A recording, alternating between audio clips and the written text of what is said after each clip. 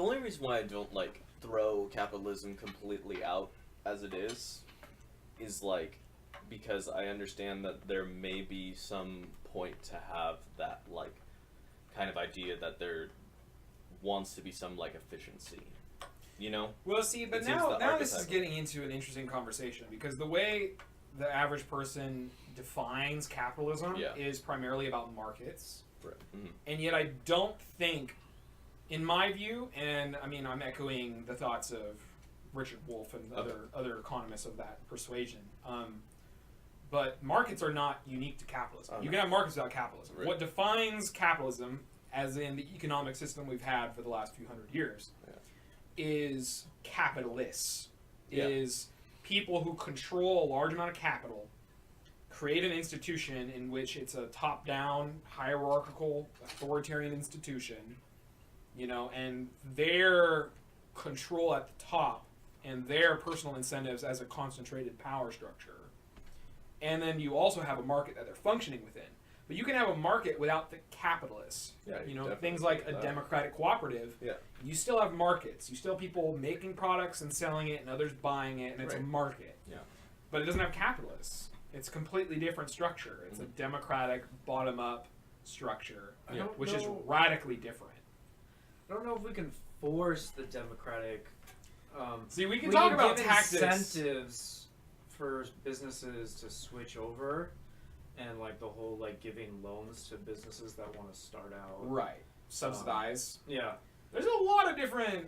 That's a whole other fish, because there's a lot of different ways to implement. There's two different conversations. There's, would it be better if it existed? Then there's, how do we implement it? Those are two different things. I think the main thing with the economy is we need to figure out what is necessary for living. We should find out a base of what we want to control, and then the government needs to have strict regulations over that so that those bases can't be taken. Like healthcare is a huge one that's just like skyrocketed. Even education, it's skyrocketed where no one can afford it anymore. So those need to be highly regulated by the government. And then you can have free trade, you can have capitalism in all the luxury resources that aren't necessary for life. And you can incentivize having, democratizing some of these corporations. Yeah, I think at the very least, we should aim for having half of the economy democratic.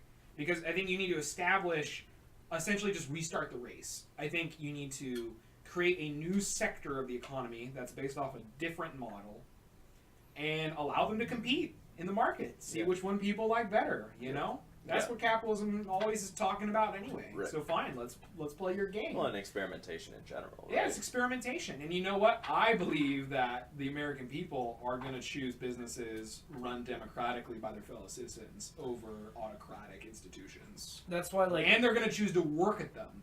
Yeah, hopefully. So they're going to vote with their feet and with their money and their labor.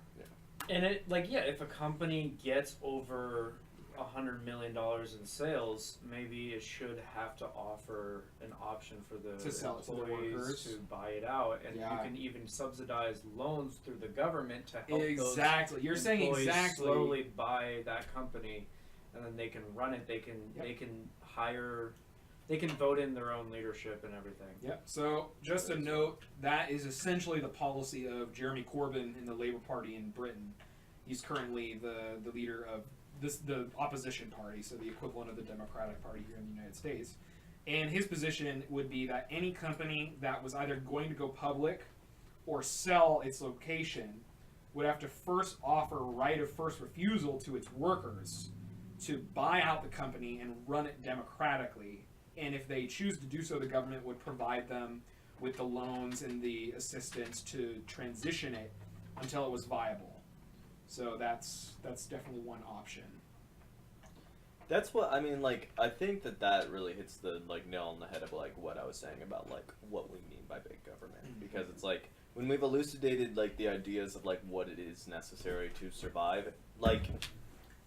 That's not a big government. I don't think. I think that's kind of what we did in the past. That's that conversation again. What makes government big?